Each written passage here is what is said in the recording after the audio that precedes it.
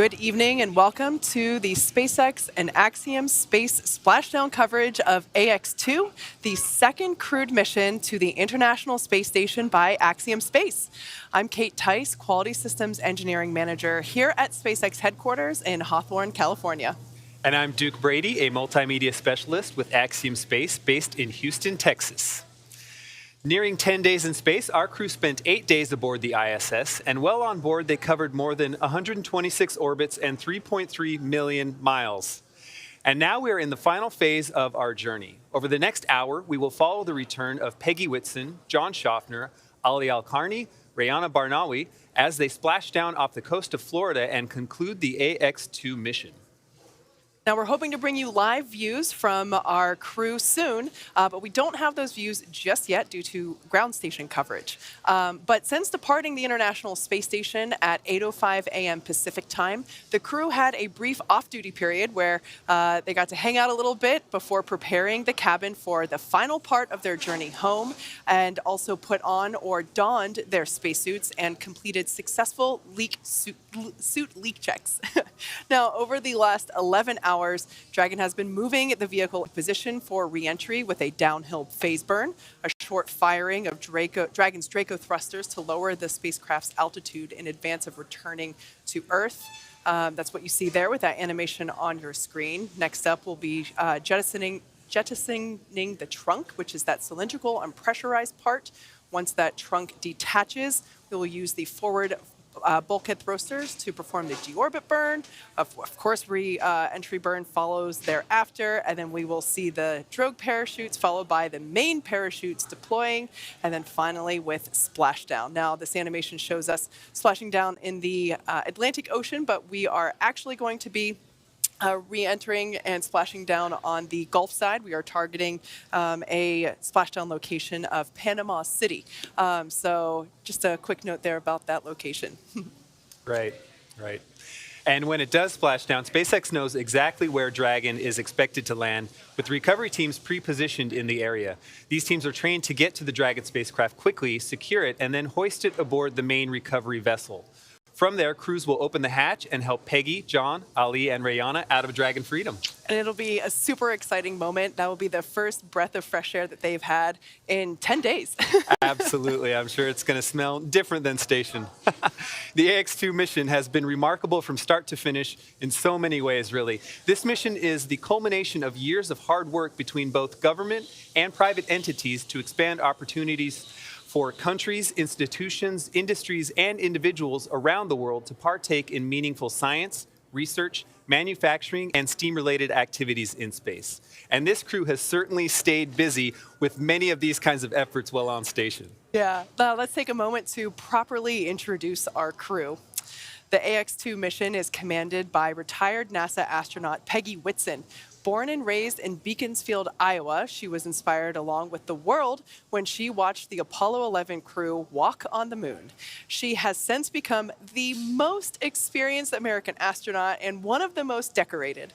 Prior to this mission, Whitson flew 3 long-duration missions to the ISS, accruing more time in space than any U.S. astronaut and more than any woman in the world, a cool 665 days.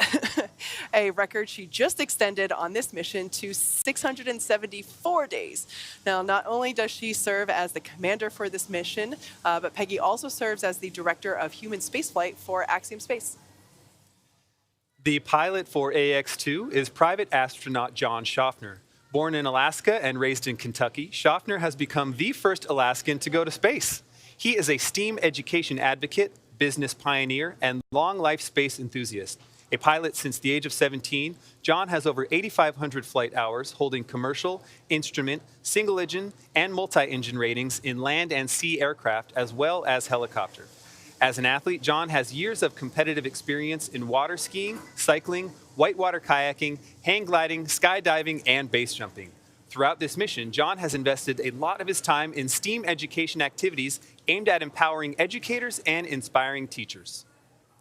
Representing the Saudi Space Commission and serving as a mission specialist, Ali Al-Karni was born in March 1992 in Sabat Al Alaya, Saudi Arabia. Ali is fluent in English as well as his native Arabic. As an Air Force captain, Ali has 12 years of experience flying on multiple aircraft, primarily on the F-15 SA in service to the Royal Saudi Air Force. Ali graduated with a Bachelor of Aerospace Science degree in 2013 from King Faisal Air Academy in Riyadh, Saudi Arabia. During this mission, Ali performed a myriad of events and research, including the biodata EEG measurement and stellar stem cells Kermit operations. Also representing the Saudi Space Commission, and now the first Saudi woman to go to space, Rihanna Barnawi was born in September 1988 in Jeddah, Saudi Arabia. Rihanna has a master's degree in biomedical sciences from Al Faisal University in Riyadh, Saudi Arabia, and a bachelor's degree in biomedical sciences from Otago University in Dunedin, New Zealand. She is fluent in English and Turkish as well as her native Arabic. She has been a research lab technician since 2013 in the Stem Cell and Tissue Re-Engineering Program at King Faisal Specialist Hospital and Research Center located in Riyadh, Saudi Arabia. And this week, she spent a large portion of her time working in the life sciences glove box, conducting stem cell research in microgravity. And there you have it, the Ax-2 crew. This really is such a wonderful, amazing group, and we are eager to reconnect with them and hear their stories firsthand once they get back home to Houston. Now, like we mentioned before, we are hoping to bring you live views of the Dragon capsule momentarily. Now, I do want to note that a few minutes ago, the SpaceX teams did pull go for deorbit burn. So that's basically the next big step that we have. Now, at the moment, Dragon is doing a couple of things autonomously, meaning it's doing it all by itself. It's isolating the thermal control system fluid loops from the radiator. This system is what will help keep the internal temperature of Dragon temperate for the crew during reentry. And then after that, we will see the claw separate. That claw connects the trunk to the cap, and it delivers power, telemetry, and fluids. And that claw separation is the first step in that trunk separation. Of course, we have to separate that trunk, or jettison it, really, in order to expose the heat shield, which is located at the bottom of the capsule. And so once that... Delayed call, deorbit sequence start.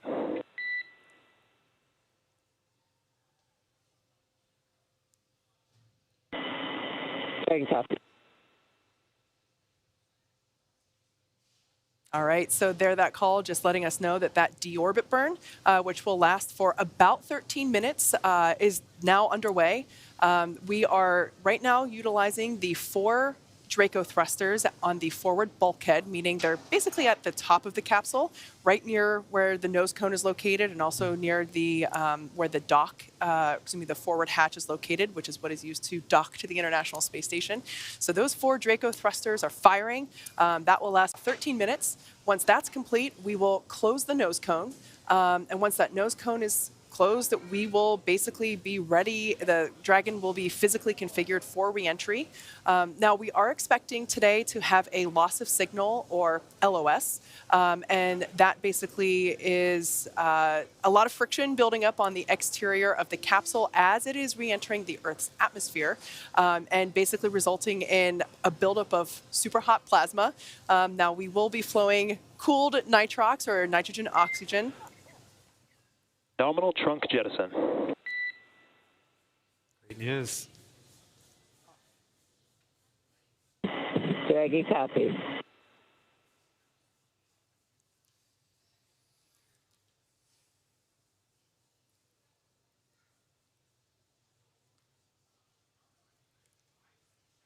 So there on your screen, SpaceX Mission Control, and in the left corner there, that is our crew operations and resources engineer.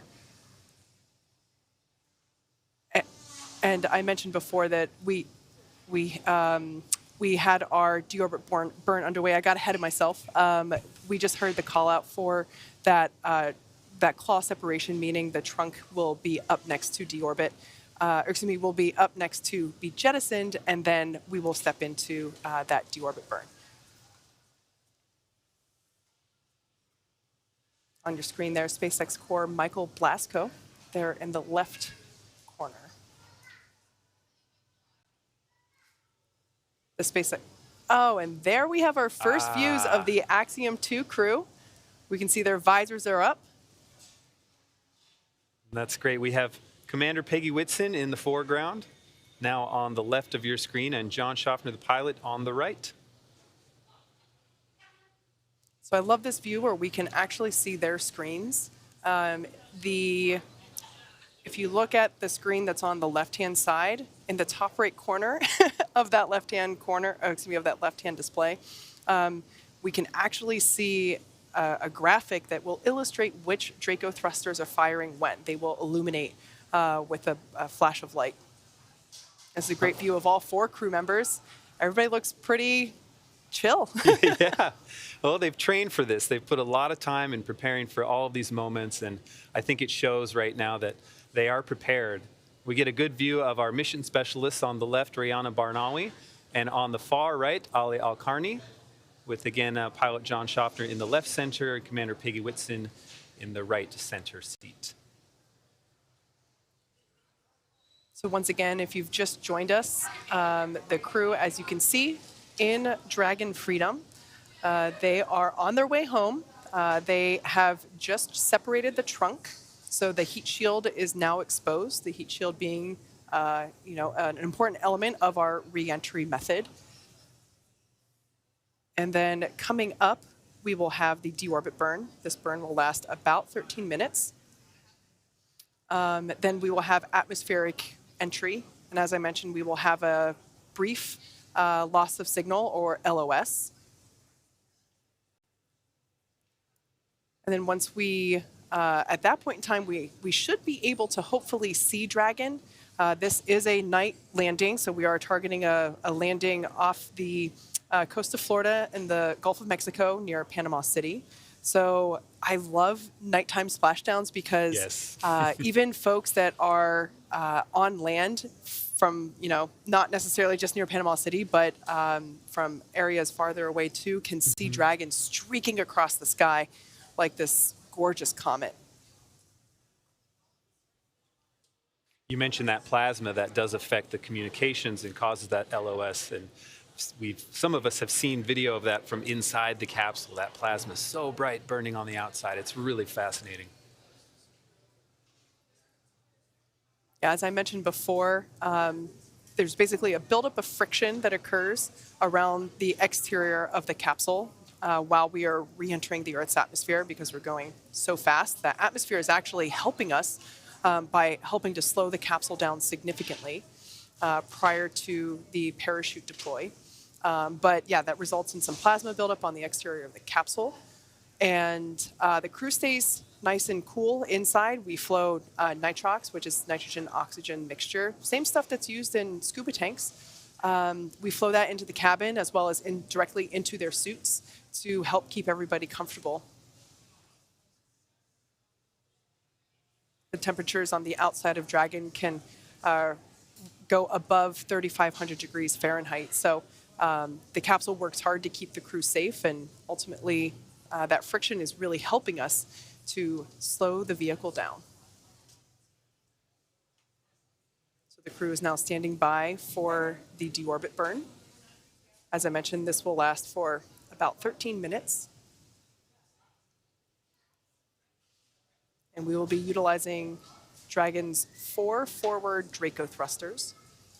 Those are located near the nose cone. So once that's complete, we can close the nose cone.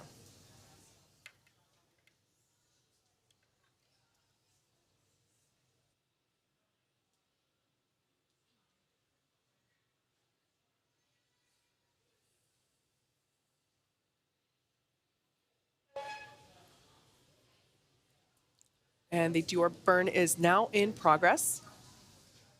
As I mentioned before, this burn is expected to last for about 13 minutes. Quick recap.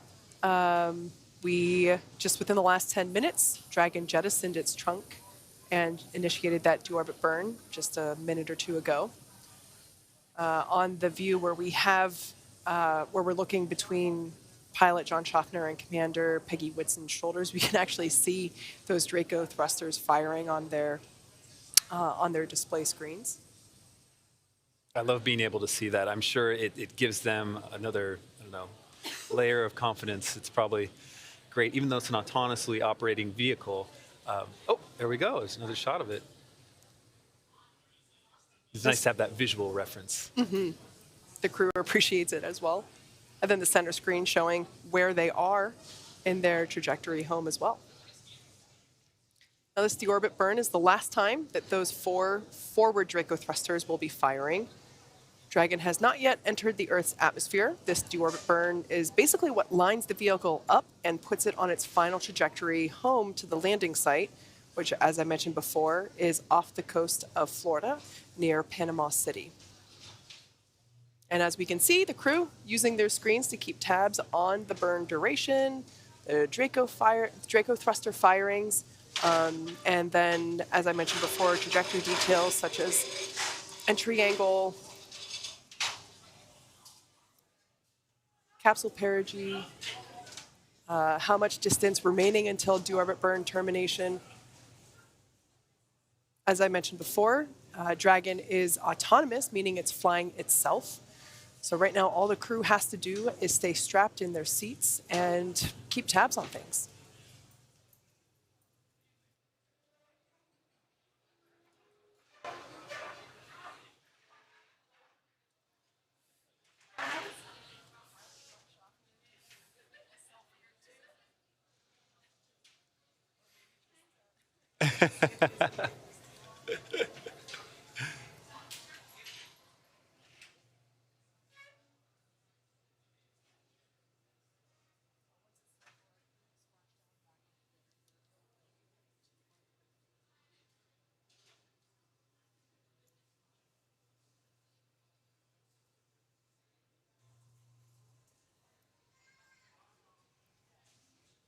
Once it's time for our crew to splash down back on planet Earth, they'll be heading to one of our 7 targeted sites supported by SpaceX. All of these sites are located off the coast of Florida, either in the Gulf of Mexico or the Atlantic Ocean. Spreading these supported sites across multiple locations helps to maximize the opportunities to return for this mission and also for future crews, lowering the chance that we'll have to wave off due to bad weather. Since Dragon is capable of splashdown on either side of the Florida Panhandle, we have 2 identical and fully equipped recovery vessels that are ready to support, one in the Gulf of Mexico, which is Megan, and the other in the Atlantic Ocean, which is Shannon. In the lead up to today, SpaceX selected primary and alternate splashdown locations off the coast of Florida. This selection process takes into account a lot of different variables, including what landing sites are available and which have favorable weather. Today, our primary landing site gets the crew home off the coast of Panama City, Florida, in the Gulf of Mexico. For return, we'll be looking at a number of weather items. Some of the obvious ones are no rain or chance of lightning in the recovery zone, both for the safety of the crew inside the capsule and the recovery teams on the water. But we're also looking for wind speeds less than 15 feet per second, or about 10 miles per hour, and relatively calm seas so we can safely execute recovery operations, which include landing a helicopter on the recovery ship to fly our crew back to shore. Yeah, so as you can see, there's a number of variables and criteria that come into play, and ultimately they all help ensure safety for both the crew on board as well as for the recovery teams. But in terms of the weather conditions that we have tonight, they look awesome. For these operations, SpaceX closely coordinates with the United States Coast Guard to establish a safety zone, and that's to ensure public safety for the safety of those involved in the recovery operations, as I mentioned, of course, the crew on board the returning spacecraft. Multiple notices are issued to the mariners in advance and during recovery operations, and Coast Guard patrol boats are deployed to discourage boaters from entering the splashdown zones. Right, and we really want to stress to the public the need to respect this safety zone. Recovering a spacecraft from the water is a very hazardous operation, and any other boats interfering in the area not only increase the risk to the astronauts in the capsule and the teams working to recover them from the water, but to themselves as well. So, for the safety of the crew as well as your safety, we we recommend that you sit back and watch as we'll be bringing you the best possible views of our astronauts' homecoming. Yeah. The only thing I'll add on to that, though, is that if you do live in Florida or along the Gulf Coast, head outside. You should be able to see the Dragon capsule streaking through the night sky. Absolutely. Now, as you might imagine, our crew, Peggy Whitson, John Schaffner, Ali Al-Karni, and Rayana Barnawi, they've gone through extensive training for their mission, including this final phase of reentry. Each crew member has between 700 and 1,000 logged hours since mid-2021 of that time dedicated to learning the SpaceX protocols, the International Space Station systems, and to prepare for their respective research portfolios. Now, as we continue to wait word on the deorbit burn, let's share some of the range of these efforts with you now.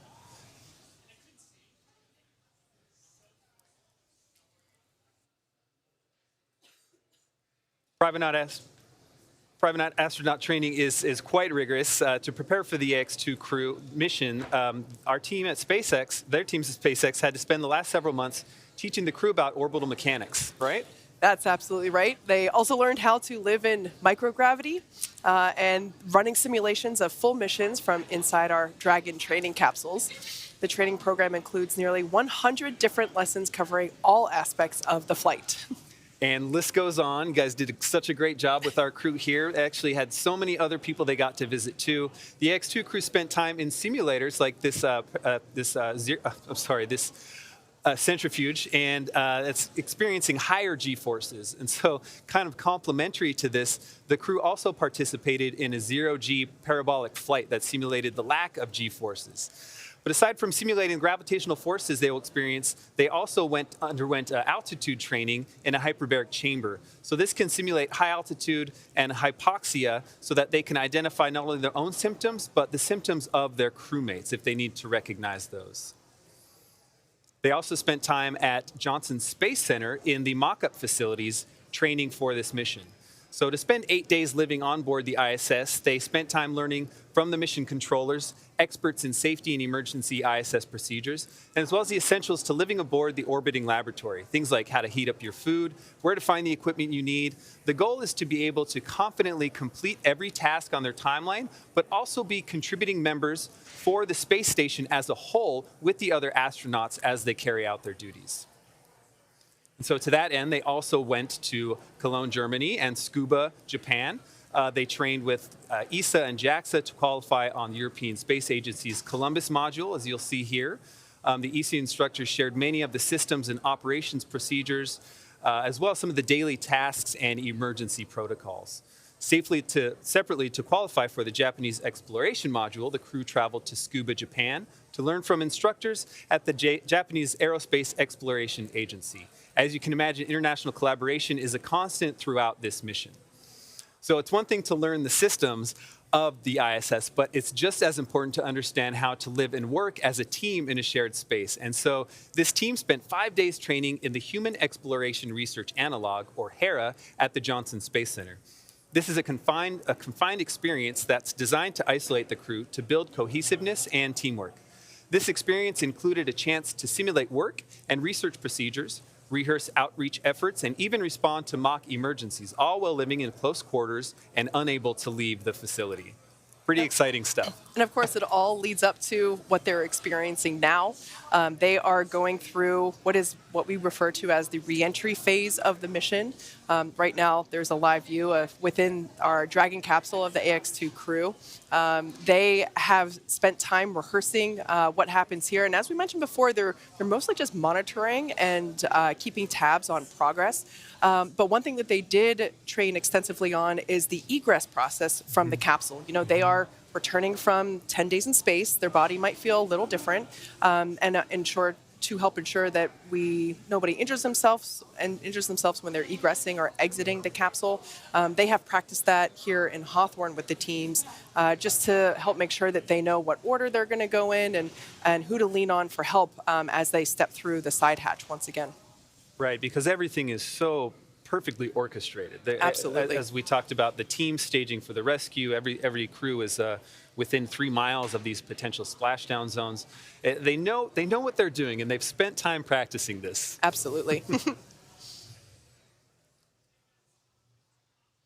Great shot of our crew still. That's Commander Peggy Whitson in the bottom of your screen. John Schaffner, the pilot, a little further back, and just out of view are the mission specialists, Ali Al-Karni, hidden below us to the left, and Rayana Barnawi far at the top of the screen there. Now the deorbit burn should be wrapping up in about 30 seconds.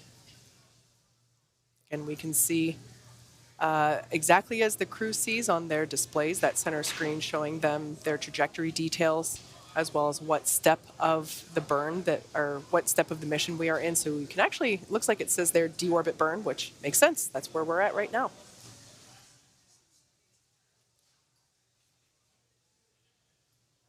After deorbit burn completes, we will close the nose cone. That will be the final physical change of the Dragon capsule prior to reentry. Of course, the nose cone is, as the name suggests, it's the cone at the top of the capsule. And while it's been in space, it has been open to help expose those forward bulkhead Draco thrusters, as well as Deorbit burn complete. Performance nominal. Nose cone closure initiated. Dragon copy. Oh, that's great news. We love nominal. So as I was talking about, that nose cone is now going to be shut.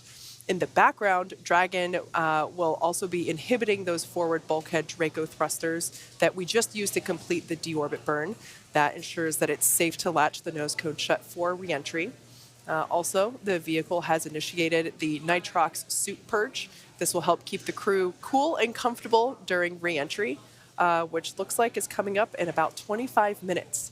At this point, as we just heard, nose cone is closing and protecting that forward hatch for will be protecting the forward hatch throughout the reentry phase. And the crew using their screens to monitor the progress. And actually, that's a live view of the nose cone closing in. This is one of the cameras near that forward hatch, and that is the nose cone closing down on top of it. I love that shot. That's so great. So once again, this is where the forward hatch is located, which is what is utilized to dock with the International Space Station, as well as those forward bulkhead thrusters. There's 4 of them, and we utilize those for the deorbit burn, which for those of you that have just joined us, we have just completed that deorbit burn. That's basically what puts Dragon on the final trajectory home. So we're now committed. We're locked into the Panama City splashdown location. Our recovery vessel Megan is standing by, waiting to scoop Dragon up and lift it onto its deck. But right now, the crew, which we will be experiencing a loss of signal with the crew, that will last for only a few minutes, and that's not until like 20 minutes away or so. But we do expect that to happen because as Dragon re-enters the Earth's atmosphere, there's a lot of friction building up on the outside of it, on the exterior, and that results in plasma buildup, which is super hot. The external temperatures can reach about 3,500 degrees Fahrenheit, so it's pretty hot. That's up there. But the crew stays super comfortable. We are flushing the cabin with that cool nitrox air, and we're also flowing it through their suits as well. So they're going to stay comfortable. I think the only downside to the reentry phase is because of that plasma buildup, you can't really look outside. Yeah, right. And maybe the coming back to gravity. It's probably a little bittersweet once you've been on orbit. Yeah. I can only imagine. So the first views that we will have of Dragon will be from our thermal cameras that will be tracking Dragon, as I've mentioned before. If you've tuned in and you lived along the Gulf Coast, you should head outside because you will probably be able to see Dragon streaking across the night sky. Now we're standing by for confirmation that the nose cone is closed. Looks like we're tracking that to occur here in the next couple of seconds. So that's closing. The hooks will basically lock. There's 2 sets of hooks that will lock the nose cone in place. the same hooks that have to open up in order to open the nose cone. Crazy to think that that was just 10 days ago that we were talking about nose cone opening when the Ax-2 crew launched. So we're now standing by for confirmation of that nose cone closure.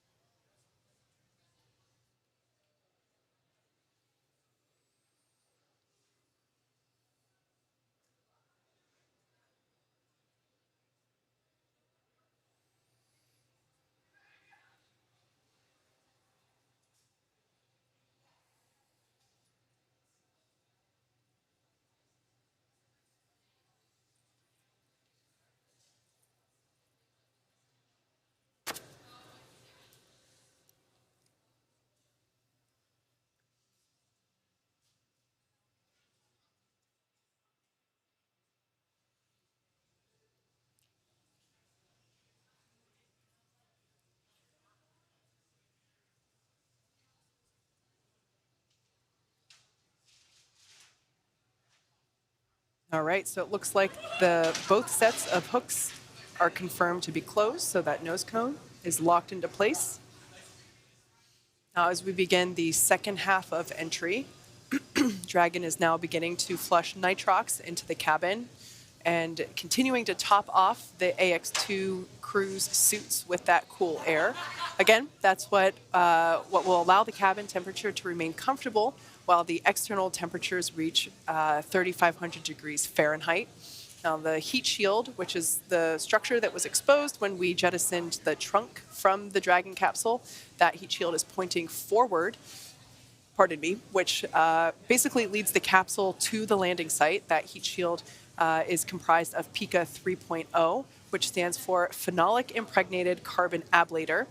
First gen PICA was actually first developed by NASA for studying and sampling comets within our solar system.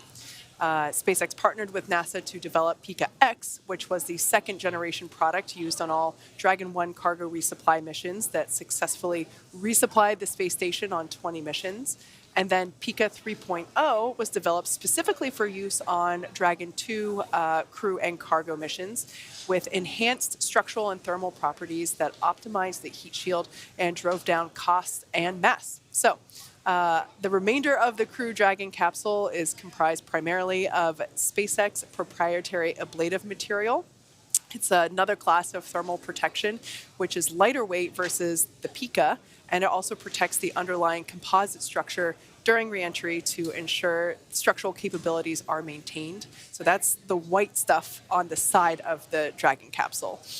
Now, while Crew Dragon will experience temperatures well over 3,000 degrees, I said before, it gets about 3,500 degrees Fahrenheit during peak reentry conditions. The characteristics of the TPS, which stands for Thermal Protection System, coupled with the environmental control and life support system in the pressurized interior, all of that will ensure that the Ax-2 crew will stay cool and comfortable during all phases of reentry through splashdown, and also helps ensure that we can reuse this capsule on future missions as well. Yeah, love it. Well, if you watch the launch webcast of Ax-2, you know that one of the goals of AxiomSpace is to find new ways to promote and foster the creation of space-themed art. Over the course of this mission, AxiomSpace 3 has been releasing digital collections from artists on our Web3 platform. AxiomSpace 3 is a token-gated community network that allows members to collect premium, space-inspired collectibles and engage with astronauts, space technology professionals, and Web3 entrepreneurs building at the intersection of deep tech industries. For this mission, AxiomSpace and ArtBlocks Engine announced a groundbreaking partnership that will see the launch of a space-infused NFT collection. Nose cone secured for entry. Oh, nice on the loops there. Dragon copy. That is a good update. That nose cone is locked and loaded. Locked and loaded. And back to the NFT collection. This is a piece called Imagine by Nadia Bremer. Nadia Bremer is an art block artist, astronomer, and data visualization designer. This new Art Blocks Engine collection features a 222-piece algorithmically generated collection that showcases imaginary maps of the stars with unique constellations. To make this collection even more unique, the digital art has been initiated from the ISS by Ax-2 Commander Peggy Whitson during this mission. You can grab one of these beautiful digital star maps beginning on May 31st at 1 p.m. Eastern Time. Additionally, the Ax-2 digital art collection featured work by Thank You X, an American artist out of Los Angeles, California.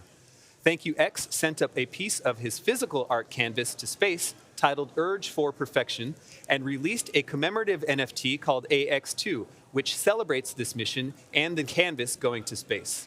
This NFT was available throughout the mission with sales closing at splashdown.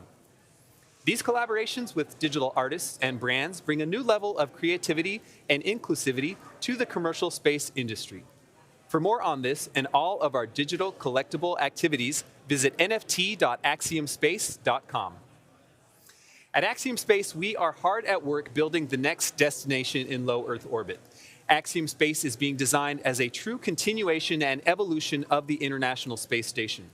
With so much knowledge gained over the last 20-plus years, AxiomSpace's goal is to build upon the successes and lessons learned over that time while expanding access to low Earth orbit for more countries, institutions, industries, and individuals than ever before.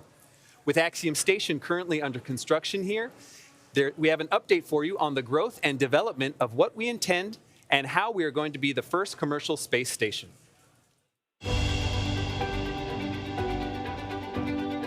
We are building the world's first commercial space station, one element at a time. We think that what we're doing is for everyone, everywhere. This is a global endeavor.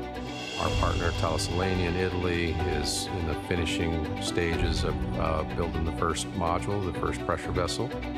We are here in the integration and manufacturing area of Thales Alenia Space. Here we have the two cones that will be part of the module. Is also the gate to the module to come in and to come out. The very big cylinder that will be the core of the module. Just to have an idea of the dimension of the real module, you can see me compared with the structure. On these ports, all the additional modules will be docked. This is the most complex piece of the entire Axiom module. We're on pace to build a human-rated spaceship faster than anybody's ever built one. When we look at our roadmap, we look to see how we can double its capability every 5 years. It requires a lot of different talents and a lot of different engineering backgrounds, so we've really expanded the team. I'm working on the time-sensitive network aspect of the space station. So that's the network, have all the flight computers synchronized and actually do the thruster firing at the perfect time. So this is the command trailer. We're able to control our test stand, which enables us to vary our set pressures, our flow rates into the thruster in order to collect performance data at various OFs and chamber pressure conditions. It's always a blast to come out here, set everything up, and start lighting rockets off. Behind us, we have the carbon dioxide removal subassembly. We're going to be creating the most integrated ecosystem that has ever been put into space thus far, which is a really cool thing to be able to say. I fabricate PC boards and cables and harnessing. This is a life-critical job, and you want to make sure you do the best possible job.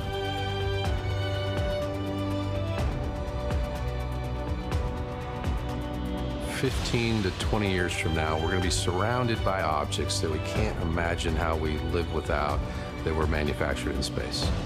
I think there's another promise too, and that's why I'm really excited about the Ax-2 crew.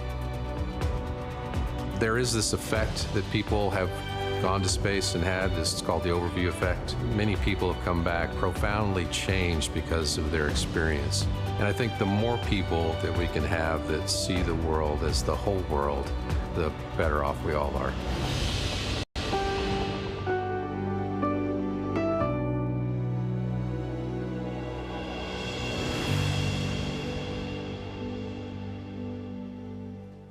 Now we have some good news. SpaceX core Michael Blasco gave a quick debrief to the Ax-2 crew to let them know the final timing estimations on their re-entry. So we have an updated estimated time for that loss of signal. This will last about 7 minutes, and we're expecting that to occur GMT 0251 and end at 0258. So again, lasting 7 minutes. We did hear that weather conditions are, direct quote, outstanding. So that is excellent. Once again, it sounds like this will be super visible across the Gulf of Mexico. Once again, we are targeting a landing at around Panama City. So head outside and watch it. It's going to look awesome. Well, while we wait for more updates, here's a fun list the teams put together about the mission. 15 things to know. A few things that we want to know about this mission. The crew conducted over 20 microgravity research projects. Some of the research conducted on the mission included studying immune dysfunction in tumor organoid models that can help predict and prevent cancer, investigating how commercial spaceflight crew members adapt to microgravity, and exploring how weather modification works in low gravity conditions. The crew held STEAM events with students all over the world.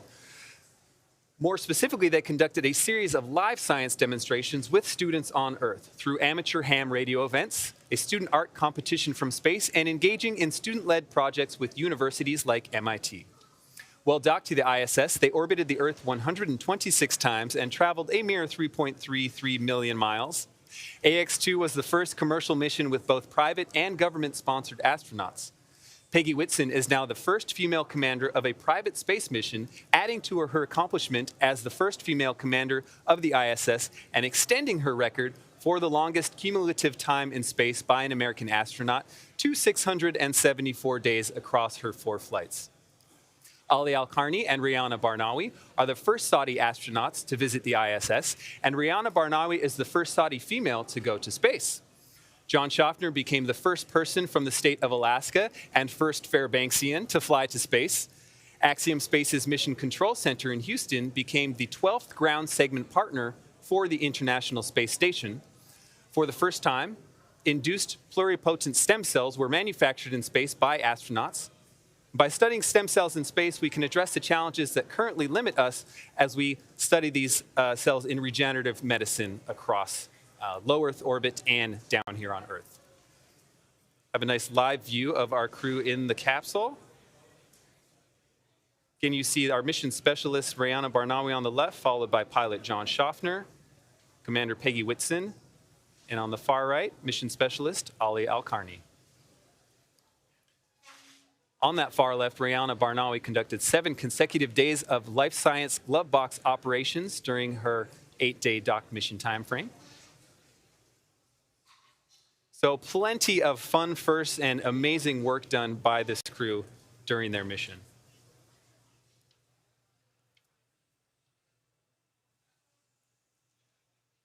Here's another fun one. Our zero-G indicator, named GG, continued the tradition of having the microgravity indicator inside the spacecraft to provide a visual reference for when the crew has reached weightlessness.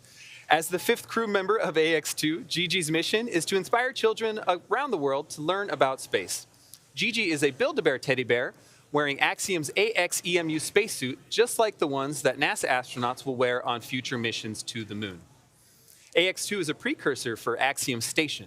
These missions are an important step along the journey of constructing the world's first commercial space station. Ax-2 also did some tech demos on board. The Ax-2 crew successfully conducted 2 Axiom space-led technology demonstrations on the space station, which are trailblazers for the next generation of video communication in space and imagery downlink. Returning with them in SpaceX Dragon Freedom is actually more than 300 pounds of cargo and important data that will impact our understanding of human physiology on Earth and on orbit.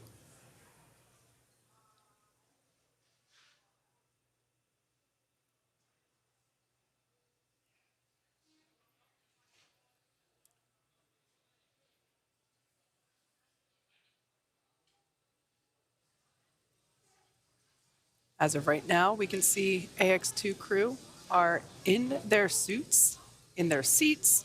They're continuing to follow progress on their tablets and the display screen above their head. We have an anticipated loss of signal coming up in about 12 minutes, a little bit, almost 13 minutes. Or excuse me, that LOS will occur in 6 minutes, and we expect that to last for 7 minutes total. And we have an anticipated splashdown time of 8:04 p.m. Pacific, 11:04 p.m. Eastern Time. So up next will be that communications blackout period.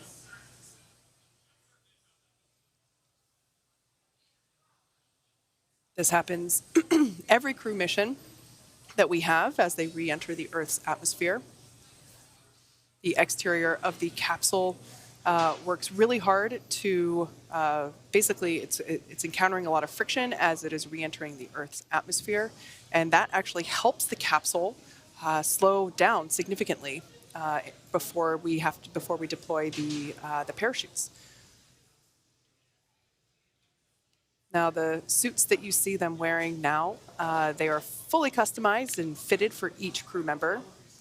We can see their visors are now down in the locked position. And SpaceX Dragon crew entry prep is complete. Copy that, Dragon. We see your visors are down, restraints are secure, and satchels are also secure. 5 minutes to expected LOS. We will see you on the other side at 0258 Zulu. 0258 Zulu. Good readback. Now, for those of you that have been following along, you know that the visors come down for the more dynamic parts of the flight, which of course would be, re-entry would be considered one of those. Those helmets that they have are actually 3D printed, which is, personally, I think, pretty awesome. The outer layer of the spacesuit is flame resistant. They wear hearing protection, both during ascent and re-entry. And you know, the spacesuits look good, but more importantly, they keep the crew safe through all phases of the flight. Now, as we mentioned before, we are targeting a splashdown off the Gulf Coast of Florida near Panama City. Expected splashdown time is 11:04 p.m. Eastern, 8:04 p.m. Pacific. So that's coming up here in just over 16 minutes. The next thing we have coming up in about 3 minutes is the anticipated loss of signal, or LOS, as we hear it referred to on comms.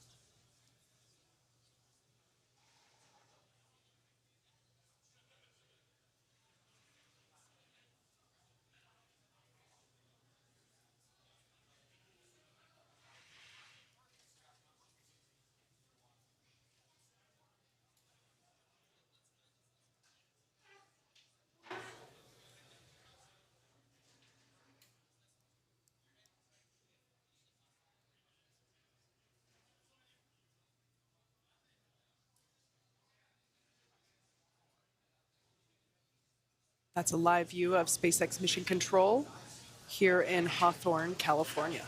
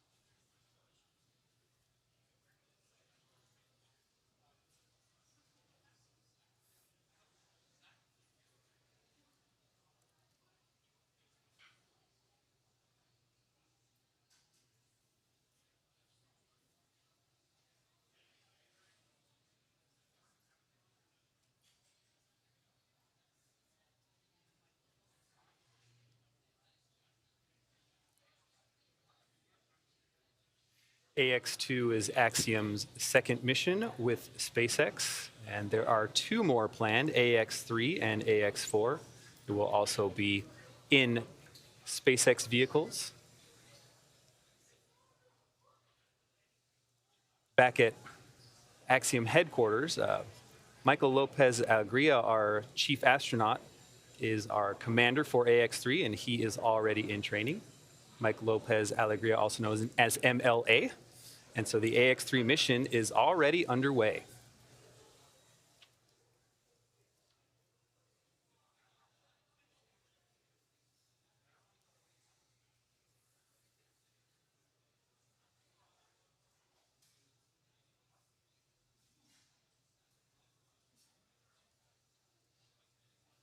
So we're now coming up to the anticipated loss of signal, or LOS.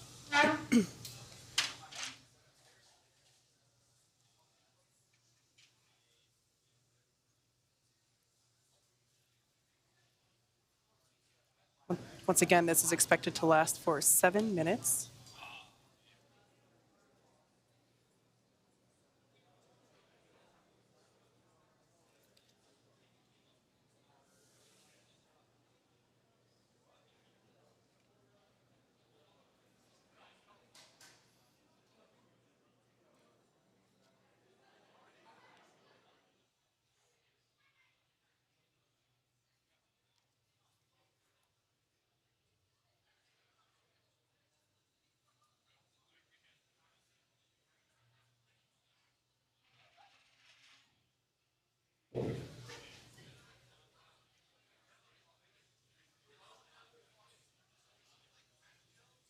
All right, so at this point, we are entering the communications blackout period, or LOS, loss of signal.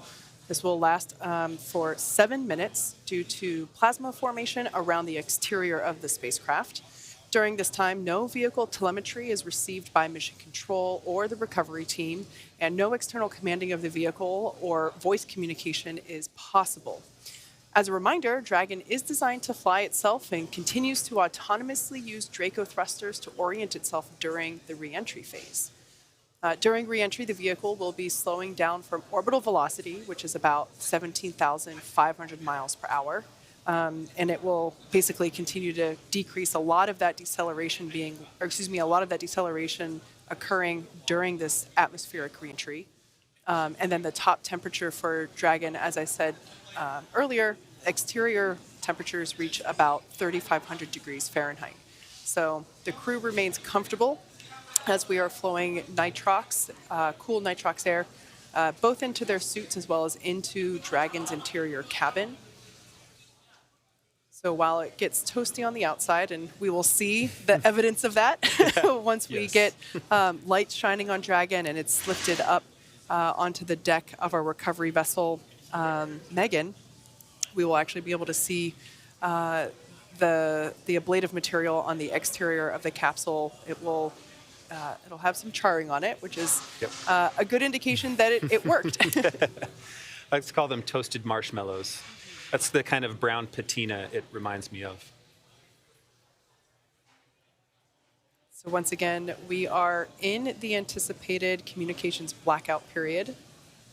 We have about 4 minutes remaining. Total runtime for this blackout period is 7 minutes, so we're roughly about halfway through. In previous crew returns, we have sometimes regained communication faster than expected, so probably in a couple minutes we might hear SpaceX core Michael Blasco start hailing the crew to see if we can regain those communications.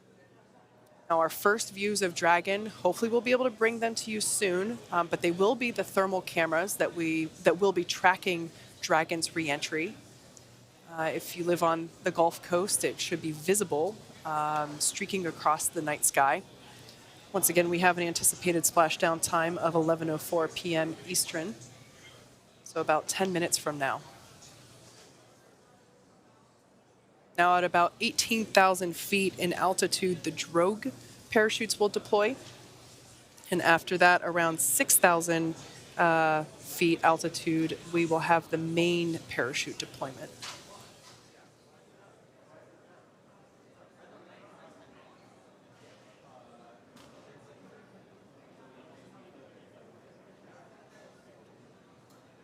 And there's our first live view of Dragon Freedom with the Axiom 2 crew. This is coming from one of our thermal tracking cams.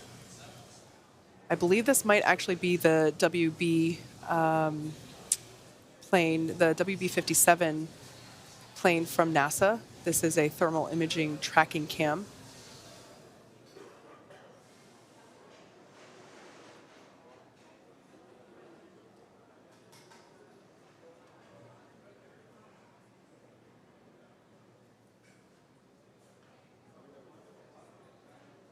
About 2 minutes remaining until we have an anticipated until when we anticipate being able to restore communications with the crew. Once again, the buildup of plasma on the outside of the capsule prevents any communications going to or coming from the Dragon capsule.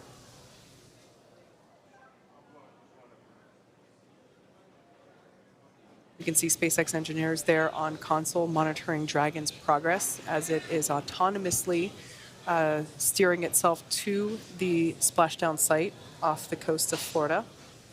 Once again, we're targeting a landing near Panama City in the Gulf of Mexico.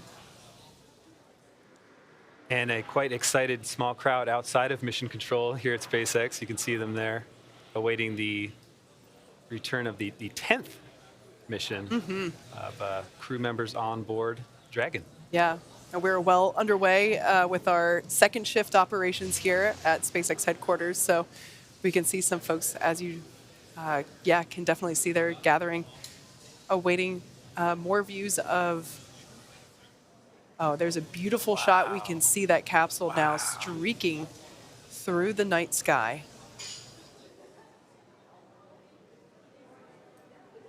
I believe this camera view might be coming from the recovery vessel or from one of the aerial assets that we have in the area.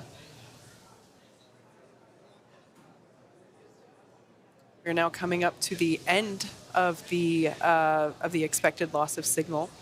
So we're now moving toward AOS, or acquisition of signal. That's incredible. And we should probably hear SpaceX core Michael Blasco start hailing Dragon, SpaceX, comm check.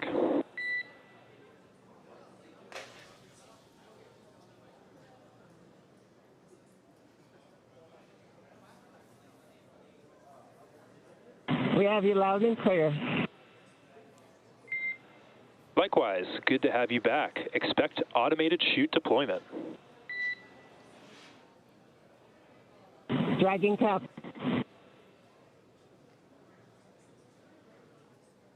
All right, great news there. Those communications have been restored with the Axiom crew. The next event we have coming up. GPS has converged. Expect nominal altitude for drogue chute deploy. Copy. Nominal altitude for drogue chute deploy with GPS. Now we expect those drogues to deploy when the Dragon capsule is around 18,000 feet in altitude. And we're roughly a minute and a half away from deployment.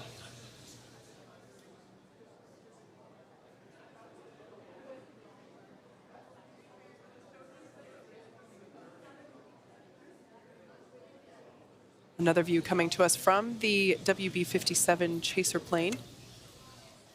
These are thermal images.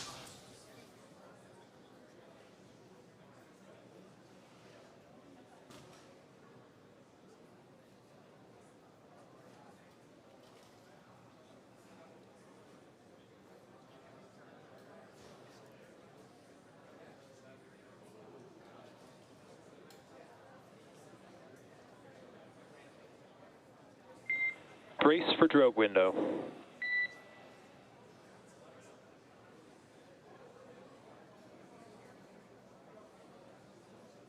Now standing by for deployment of the drogue parachutes. These will be the first of 2 sets of parachutes that will deploy to help further slow down the Dragon capsule.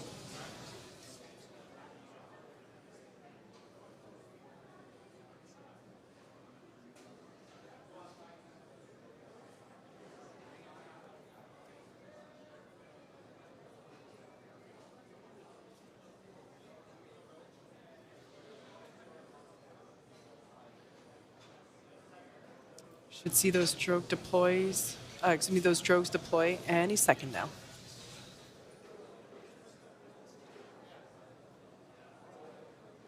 Looks like they're going now.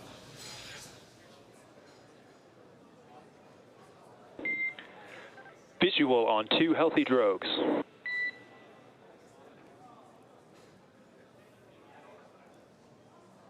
Dragon copy. 2 healthy drogues. All right. Great news there. Those 2 drogue parachutes have deployed. That helps to stabilize the Dragon capsule and provide that initial deceleration via parachute. Up next, we will have the main parachutes deploy. Vehicle velocity at main chute deployment is about 119 miles per hour, and they deploy between 6,500 and 6,000 feet. And there we can see those drogues pulling away, exposing the main parachutes. There are 4 main parachutes on the Dragon capsule, and it looks like those are now expanding, that reefing. Main chute descent rate nominal.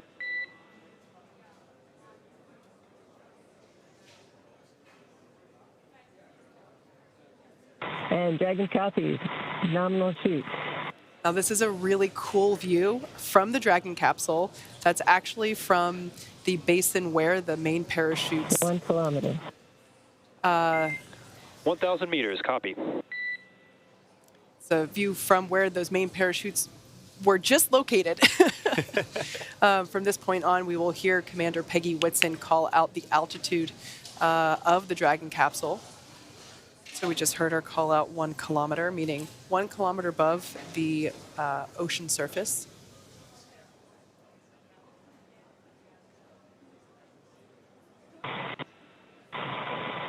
$800. Copy, 800.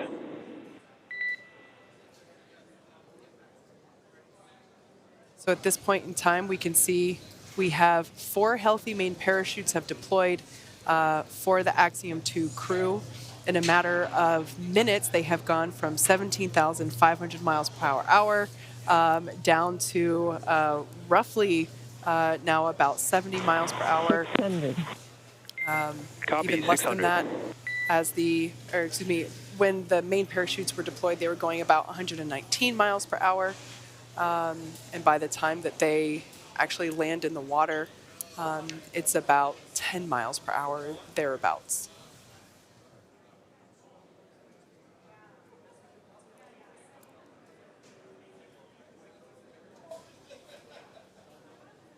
$400.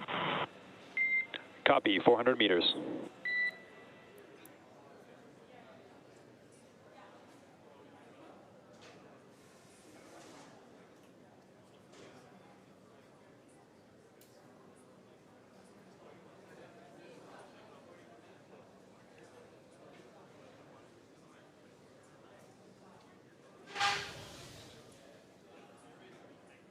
$200. Crew is braced. Copy, 200 and braced for splashdown.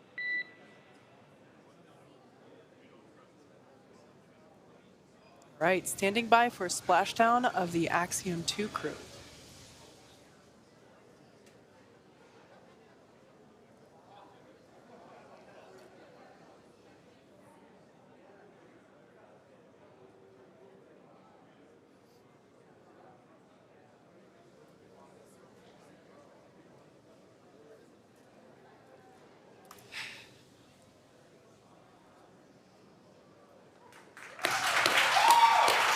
Ax-2 is back on Earth.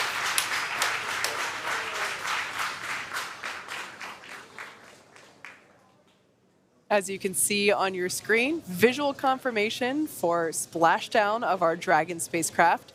Dragon Freedom has returned home with the Ax-2 crew. SpaceX C splashdown and mains cut. At this time, you are go for procedure 4.800. And we're in that 4.800 splashdown. SpaceX sees this. We're in water uprighting.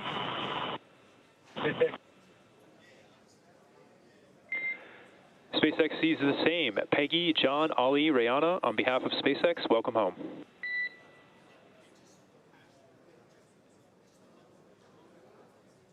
Well, in SpaceX, we would like to tell you that was a phenomenal ride. We really enjoyed all of it. You are the best.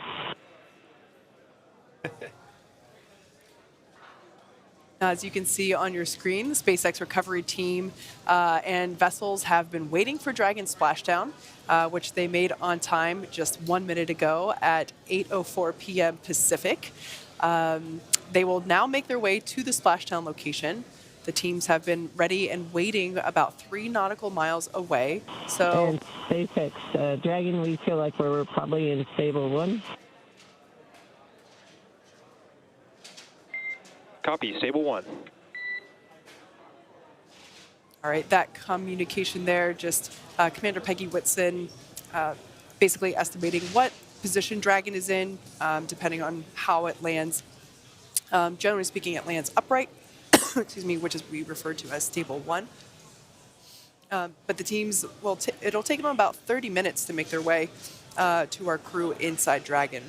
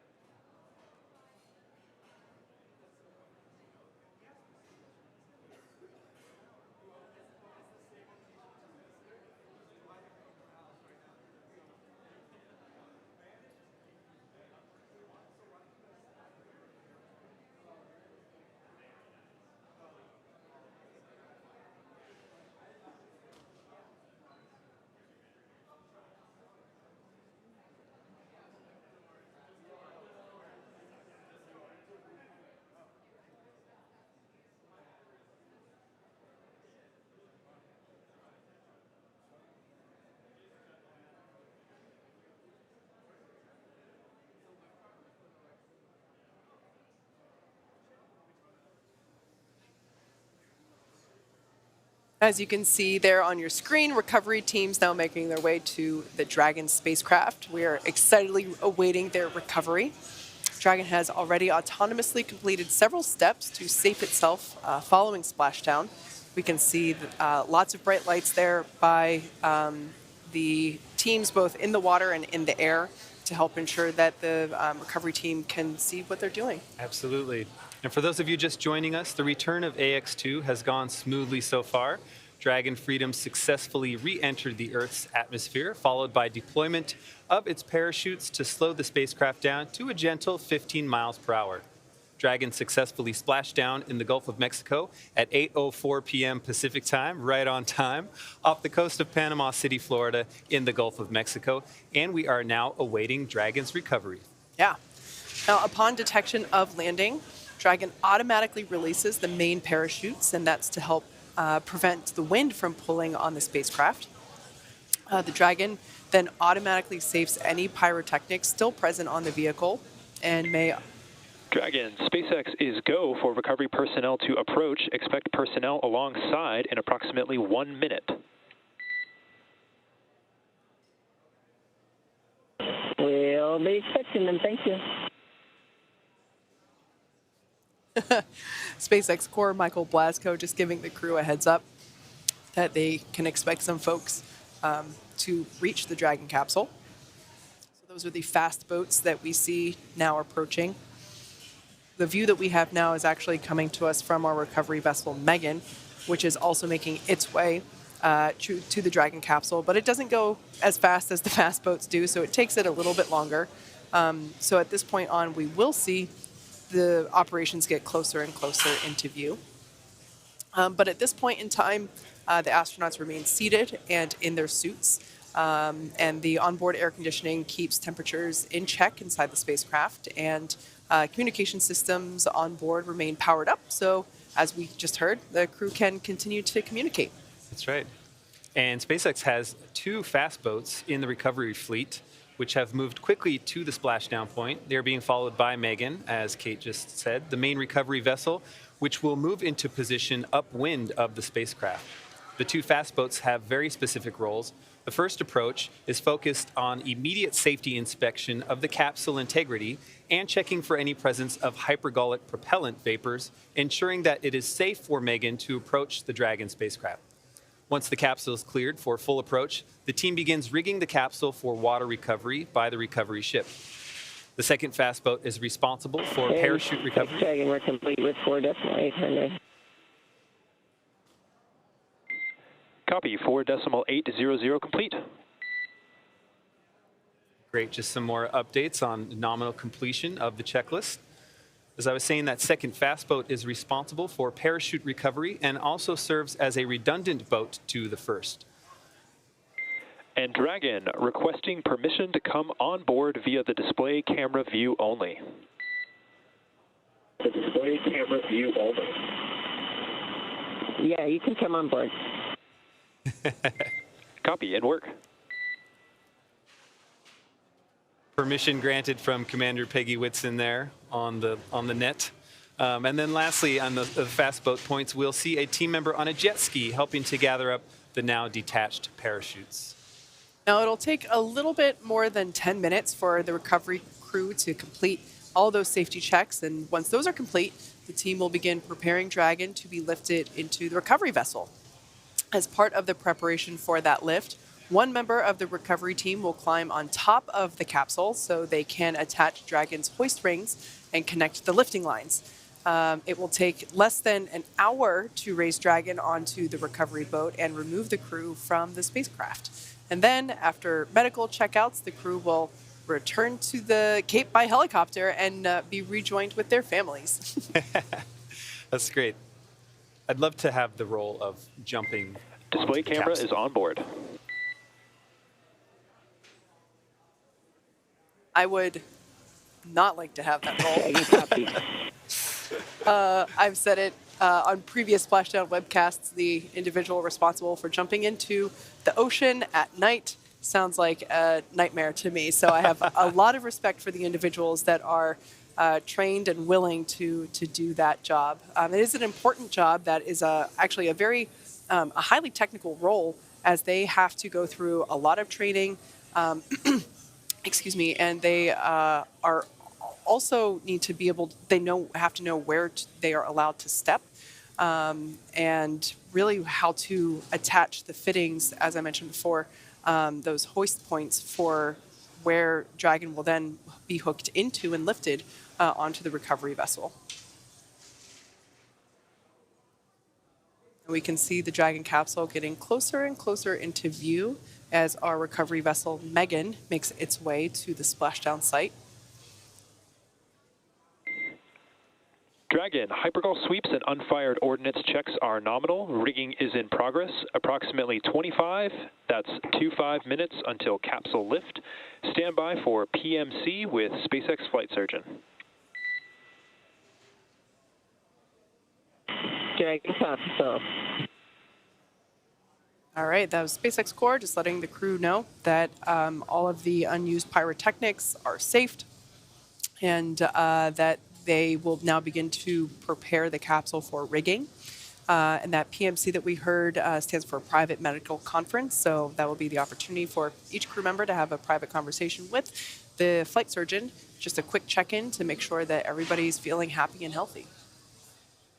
We can see those other boats, the fast boats, as well as a jet ski, making their way around. They are collecting the parachutes out of the water. And we heard the call out just moments ago that the hypergolic tests, or the sniffs for that, just to make sure that there are no hypergolic fumes around the Dragon capsule, as they are poisonous to breathe. We want to make sure there aren't any there. Oh, that's actually our first live view of the backside of the recovery vessel, Megan. We can see recovery members there on the deck of the ship. That nest in the center is where Dragon will end up once we lift it out of the water.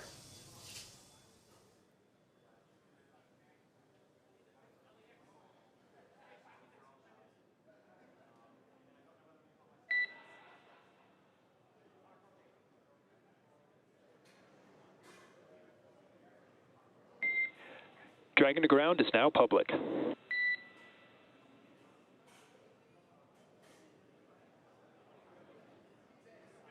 Dragon copies.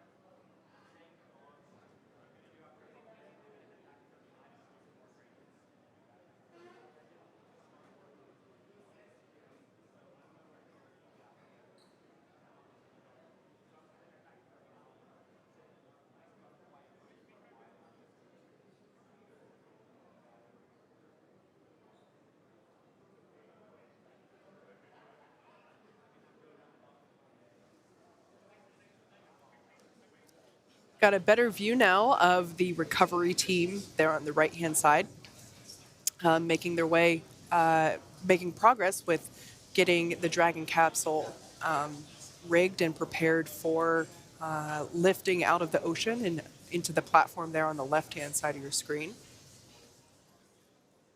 One thing to look out for, given excuse me, the bright lights, that can attract bugs, which attracts fish, which sometimes attracts dolphins, as we have seen in previous night recoveries.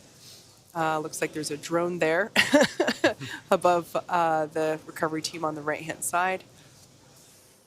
So yeah, we might see some splashing in the water near where the recovery teams are.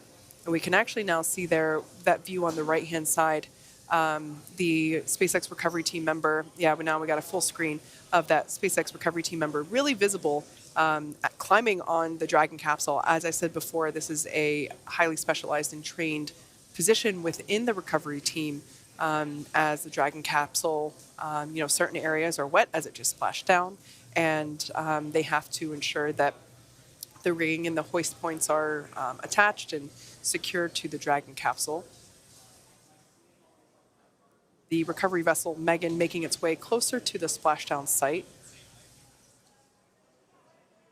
And it looks like the team on the right, in the recovery vessel to the right, was finishing. You can see there they are pulling the parachutes onto the boat.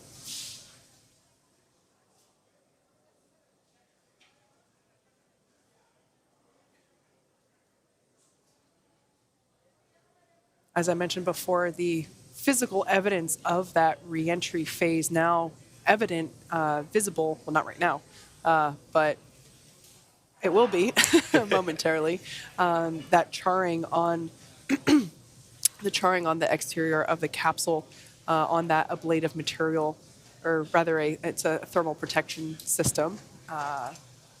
As the name implies, it helps protect the capsule during that atmospheric reentry. We can now see the recovery vessel Megan spinning and will begin to back into place towards the Dragon capsule. And for those of you that have just joined us, the splashdown occurred at 11:04 p.m. Eastern Time, 8:04 Pacific Time, right on time. We heard that the weather conditions in this area were outstanding, and that certainly appears to be the case here, as we can see on screen. We can see the recovery team member on the bottom right, directing traffic, if you will, helping to guide the recovery vessel toward the splashdown site.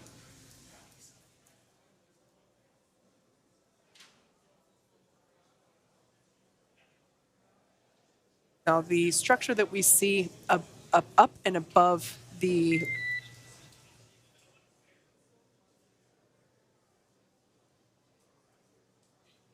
I thought we were going to get some comms there, but perhaps not. That lift that we actually see above those two recovery team members, that's a hydraulic lift that once we get closer to Dragon, it will actually push out a little bit and basically hover over. Dragon, be advised, we are transitioning the forward link. Comm will be unavailable for approximately 5 minutes.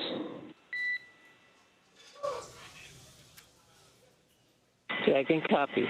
Comment available 5 minutes. Good readback.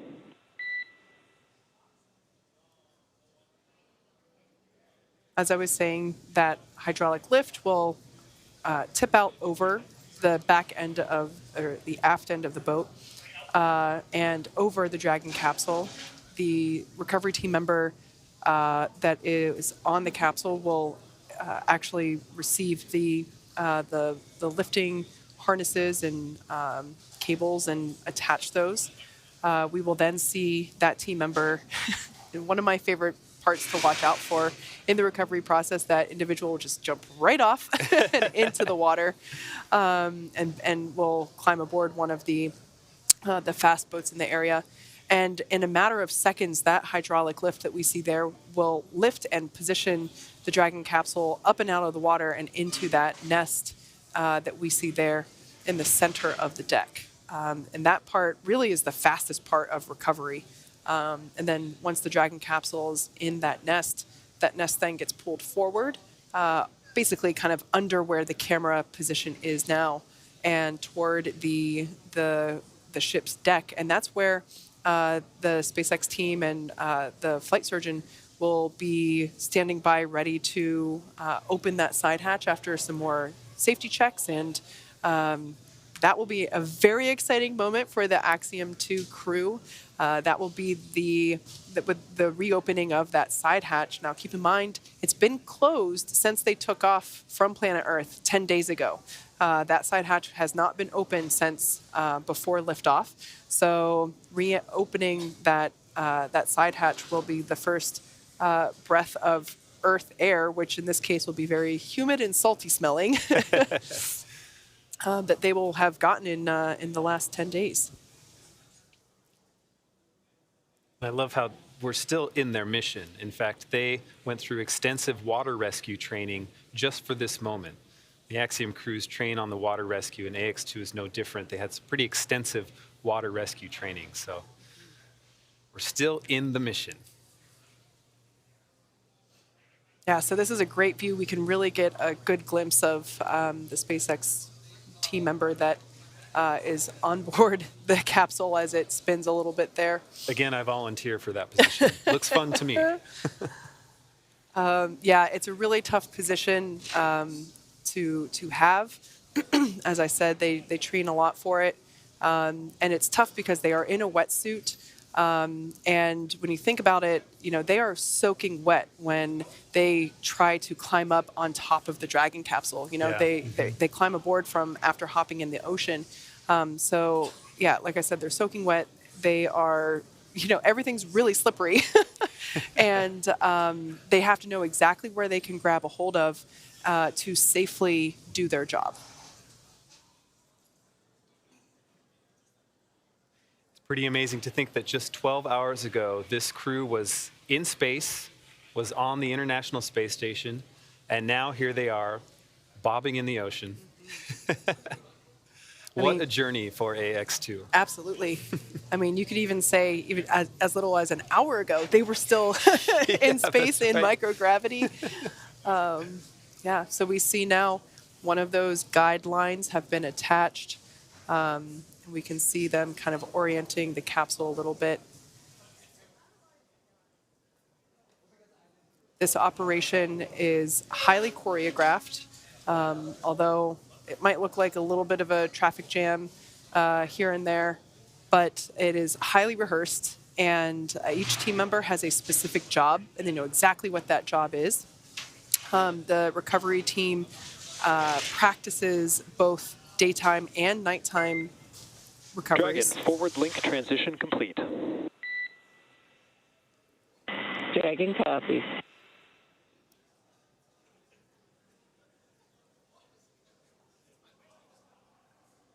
All right, so it sounds like comms with the crew now restored after they were just transitioning some of the communication links or loops that we have. And so I want to point out the individual that the recovery team member that is on the Dragon capsule is actually standing in the bay where those main parachutes have been housed for the entire mission. So that kind of gives you a sense of how large that storage compartment is. and how big those parachutes are. Even though they're packed very densely and tightly, all 4 of them do fit in. And with those parachutes deployed, we've lost some weight and cargo in that sense, but we're still coming back with 300 pounds of science to process here on Earth, including our crew members and our 5th crew member, Gigi. Yeah, one of the things that I've loved about this mission was it wasn't just a focus on STEM, it was a focus on STEAM, which for those that might not be familiar is science, technology, engineering, mathematics, but with the addition of arts, so STEAM instead of just STEM. And as a musician myself, I certainly... Approximately 3 minutes until capsule lift. Dragon copy, 3 minutes to lift. Okay, the recovery teams are now preparing to lower the vessel's hydraulic lift mechanism into the water to bring the spacecraft into the on-deck translation system known as the nest, as Kate mentioned. Dragon will remain in the nest during the crew extraction and for the journey back into port. The capsule is currently just about to be lifted up, we think. We'll see it here in a second. It will be centered and then oriented on that nest. Dragon will then be translated into the hangar underneath the helipad aboard the ship so that we can open the hatch. And of course, once open, a SpaceX medical doctor will be the first one in to check on the crew to see if they're ready to egress out of the vehicle. That's right. We can see that recovery team member still working to secure the harnessing to the capsule. Climbing like a highly skilled...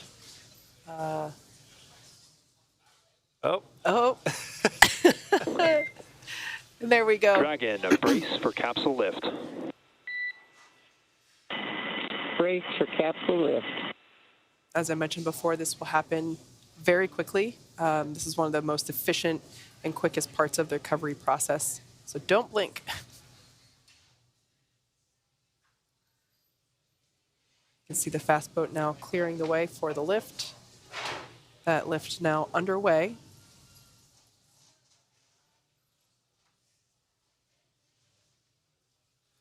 We should now see that hydraulic lift actuate and pull it out of the water. There we go.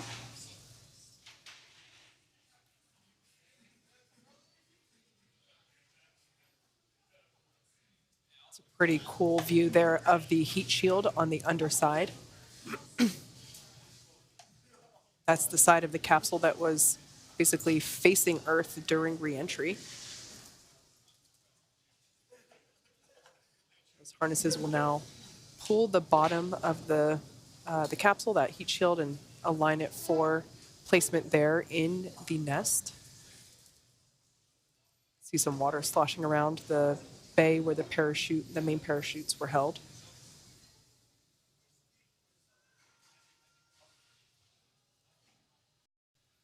All right, it looks like that has now settled almost into position.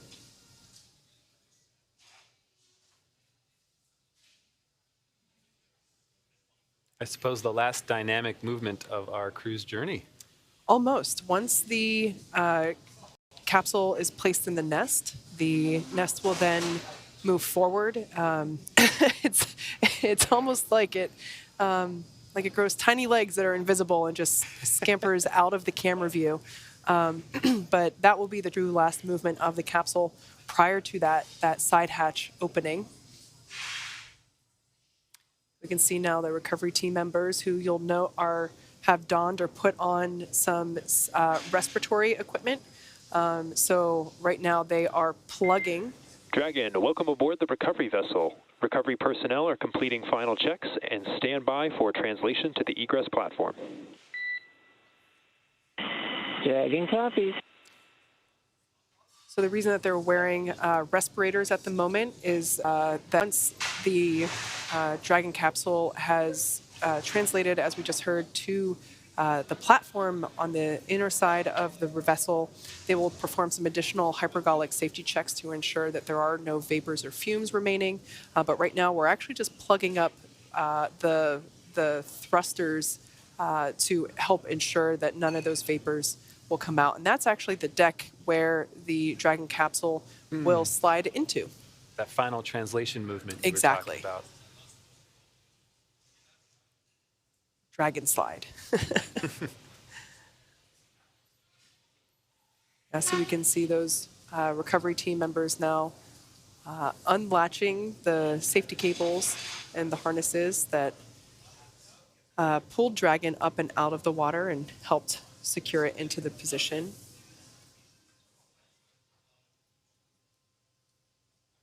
Now it's hard to see, but we can still see the windows of the Dragon capsule.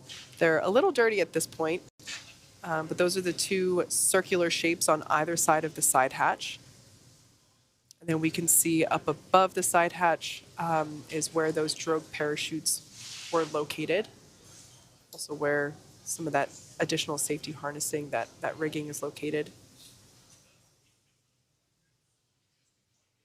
So once all of the service section Draco thrusters have been plugged, they are, and you can also kind of see some of it happening now. They're performing some of those hyperbolic sniff checks.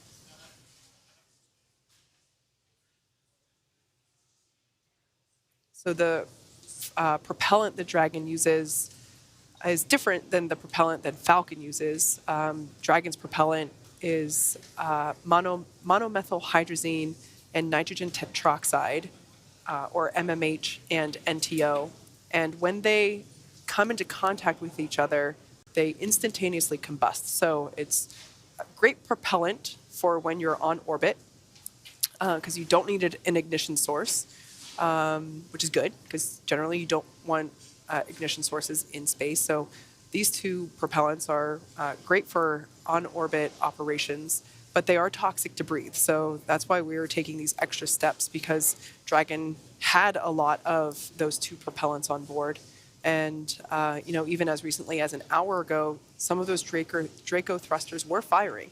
So just ensuring that none of those fumes are present.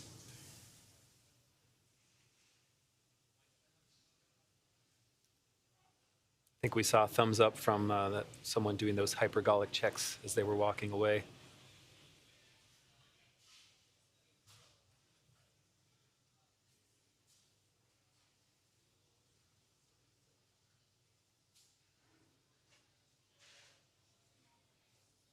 For those of you that have just recently tuned in, we had a on-time splashdown at 11:04 p.m. Eastern Time, 8:04 p.m. Pacific Time. The Dragon capsule has been lifted out of the water. They landed near Panama City, Florida, in the Gulf Coast. So it's been lifted out. The astronauts, I'm getting ahead of myself, the Dragon capsule in just moments from now will be moved or translated just out of camera view. We have another camera view and we'll be able to see it there, but it will be slid into position near the deck where the crew will be able to egress from the side hatch.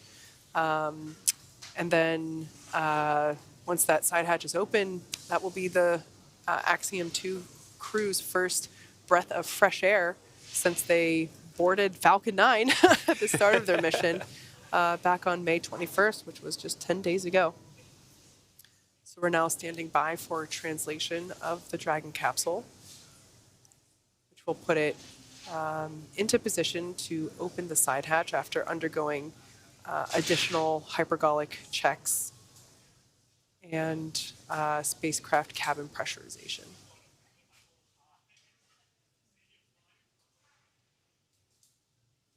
So before opening the side hatch, we have to make sure that the environment inside of the spacecraft equalizes or is the same with the outside environment.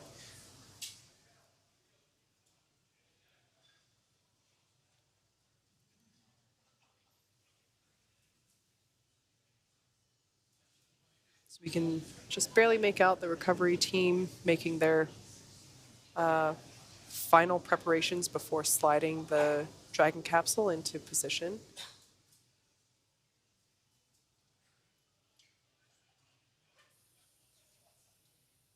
Recovery operations are to me personally, really fascinating, or I should say re-entry and recovery, because it's a lot of, it goes really fast and then it goes really slow. So, you know, all of the steps departing the International Space Station and we can see that the Dragon capsule is now being translated toward the forward end of the vessel's deck. Once again, this is our recovery vessel, Megan, which services our Gulf landing sites. Another camera view there, seeing it move into position.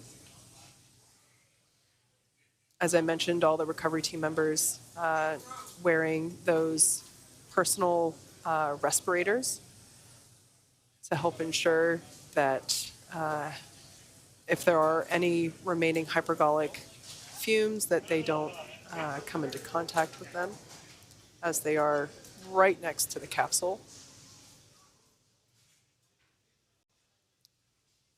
Beginning to spray down the capsule to try and flush out some of that salt water.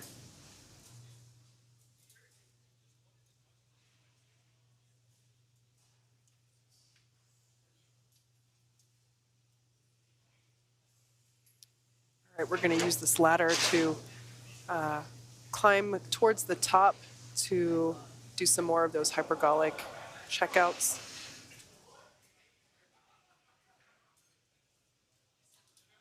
As I mentioned before, that side hatch is where the Axiom-2 crew will egress from.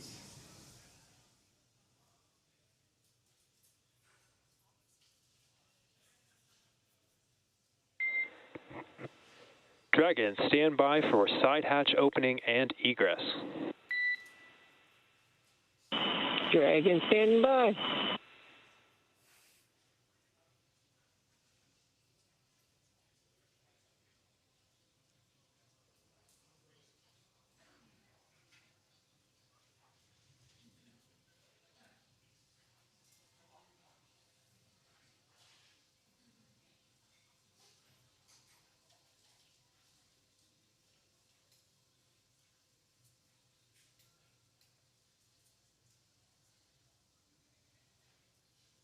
All right, we can see the recovery team now taking off their personal protective equipment, or PPE.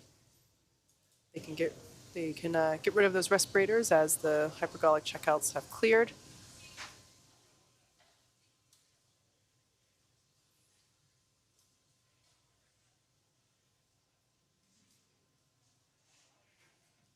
You can really see the the different colors now of the side of Dragon. You know, just a little bit ago it was all white. Now that evidence of re-entry.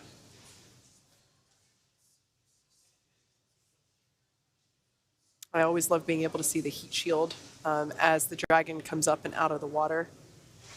All right, we can see that the recovery team is now opening the side hatch. There it is. This is the first breath of fresh air, in this case, salty air, for the Axiom-2 crew since climbing on board Falcon 9 just 10 days ago. So the first person in is the medical officer doing checks with the crew members to ensure that everyone is doing all right. I see some thumbs up and waving. See some waving from Rihanna Barnawi there on the left. The first photos being taken there.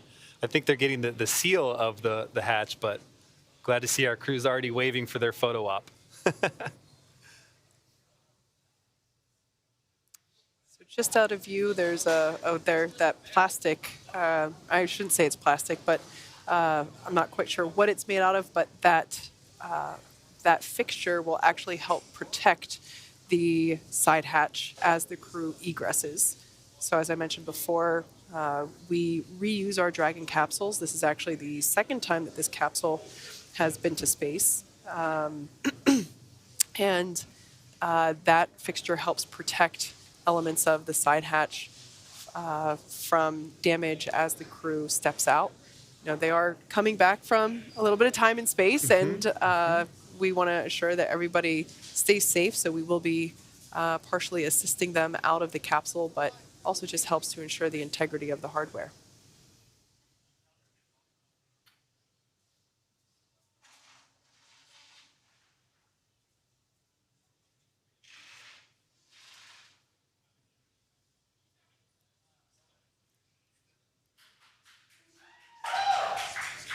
All right, first view of our crew, Ax-2, happy waves and holding hands all around.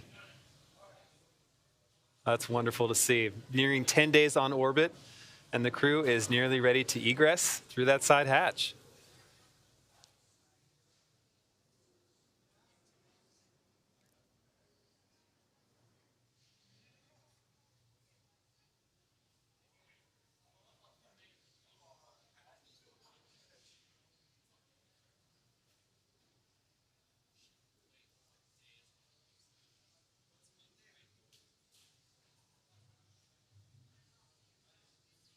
You can see the team putting that protective fixture in place, also starting to gather the crew's items. Those are the tablets that they wore around their legs.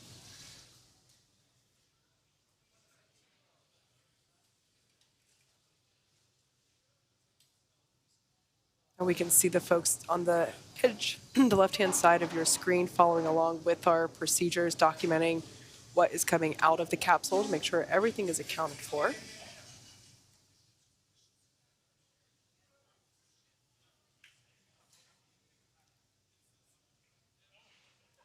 Once again, this fixture that they're putting into place just helps ensure that the side hatch remains protected while the crew is coming out. They used a similar fixture while the crew was ingressing as well. And that looks like one of the footrests or boot rests coming off of one of the crew's seats. It's helpful to remove all four of these just to help get a little extra space inside the capsule.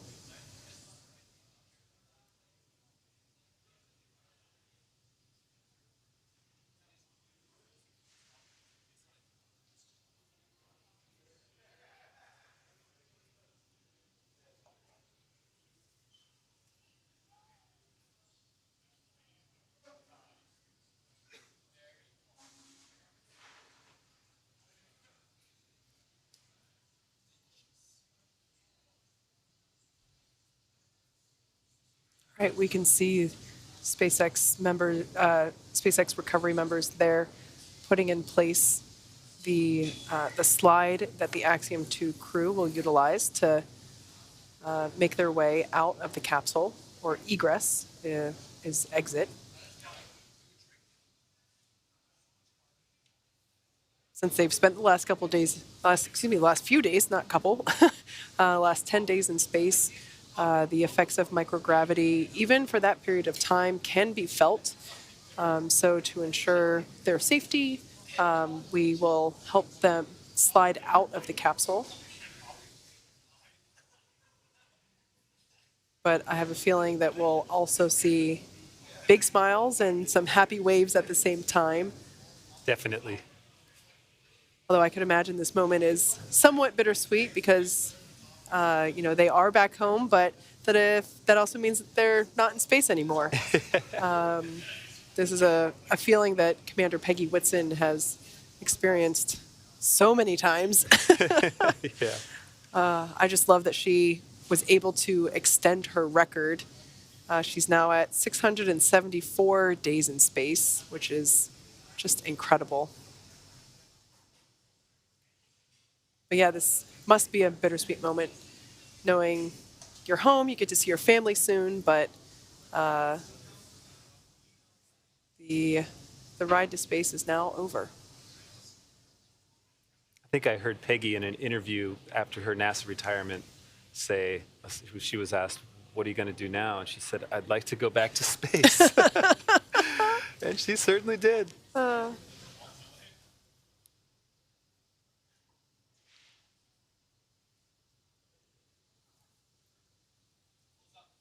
I'm sure the families of our Ax-2 crew are eagerly awaiting this moment to see their loved one pop out of the side hatch. And even more so to have them land in their arms and pass those hugs around, do all those handshakes and high fives. Mm-hmm.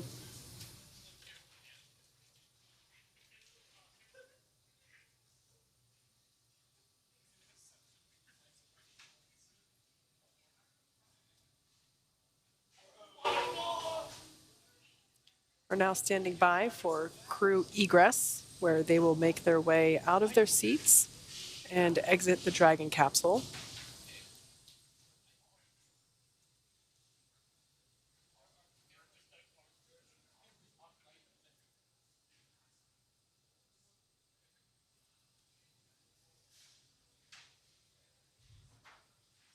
As I mentioned before, the side hatch, which we can see now open.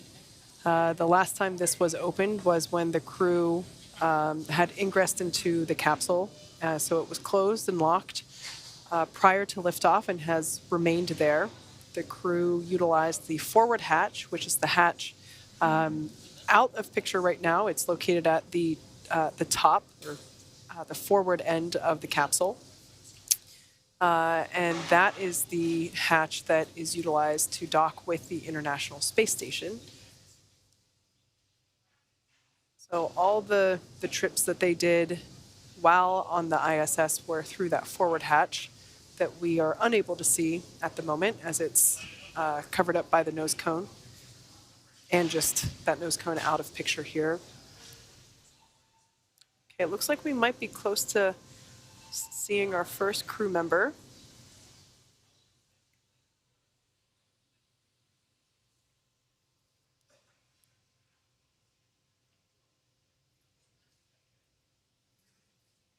Yes.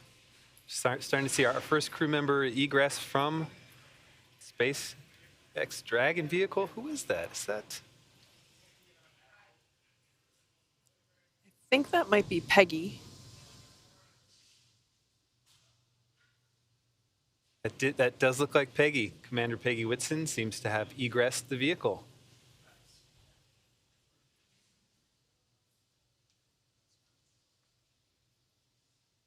It's pretty impressive that she was able to, she had assistants standing up, but, basically just walked right off. That's really impressive. I'd say her vestibular system is pretty well trained at this point.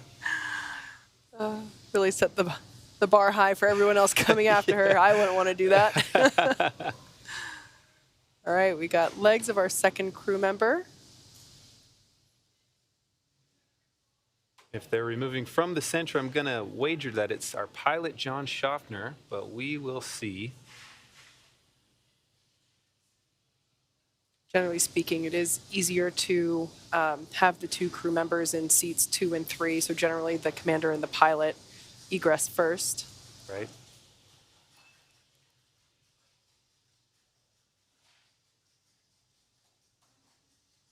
And that does look like our pilot, John Schaffner.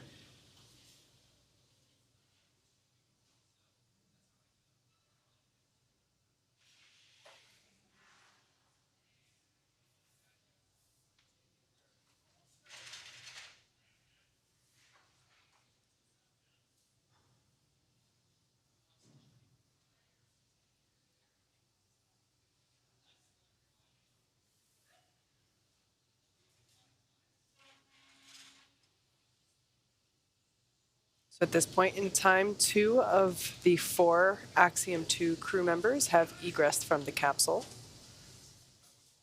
Standing by for egress of our 2 mission specialists.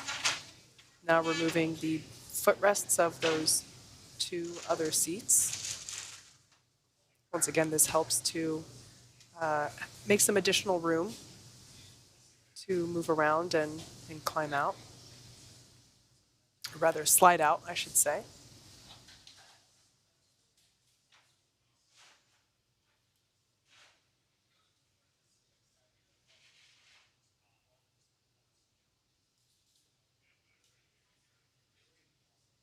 And actually, on the right there is Axiom's flight surgeon, our lead Ax-2 flight surgeon, Michelle Hong, assisting our mission specialist. That looks like Rayana. Rayana Barnawi, egressing a Dragon capsule. Little help up. Yay! Nice little photo opportunity. A little celebration right there. Again, super impressive to me that these crew members are just walking off after being helped up. So now with Rayana having exited, all that's left is Ali Al-Karni, our other mission specialist, who was sitting on the far right-hand side.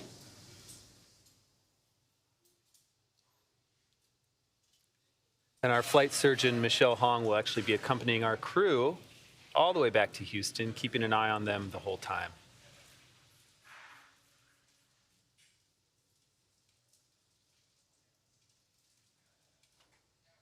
See the feet now of our final crew members starting to egress the hatch, through the hatch.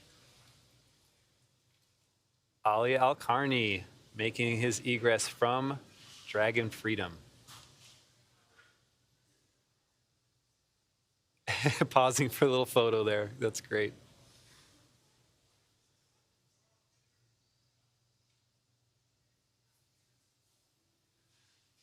Well, this crew looked like all smiles coming out of that capsule.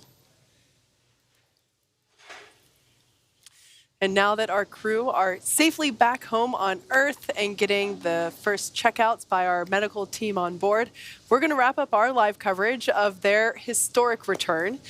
For those of you that didn't have a chance to follow along, the Ax-2 crew lifted off from Launch Pad 39A on Sunday, May 21st, and arrived at the International Space Station about 15 and a half hours later, which marked Dragon's fastest launch to docking time for a human spaceflight mission.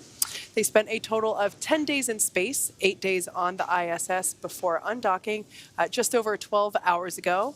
And more recently, at 8:04 p.m. Pacific time, they splashed down off the coast of Florida at Panama City, just in time to celebrate 3 years of human space flights for SpaceX, marking 3 years since the launch of DM2. That's so great. And what an incredible journey this has been. Next up, they'll catch a helicopter flight back to shore, where they will transfer to a waiting aircraft ready to take them to Houston.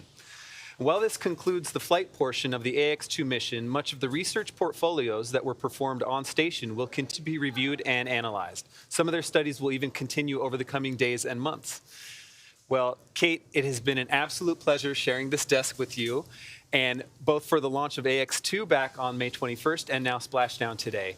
So to SpaceX, thank you for an incredible flight and taking such great care of our crew. And to all of you watching, it's been an honor and a privilege to share the journey of Peggy, John, Ali, and Rayana to space and back again.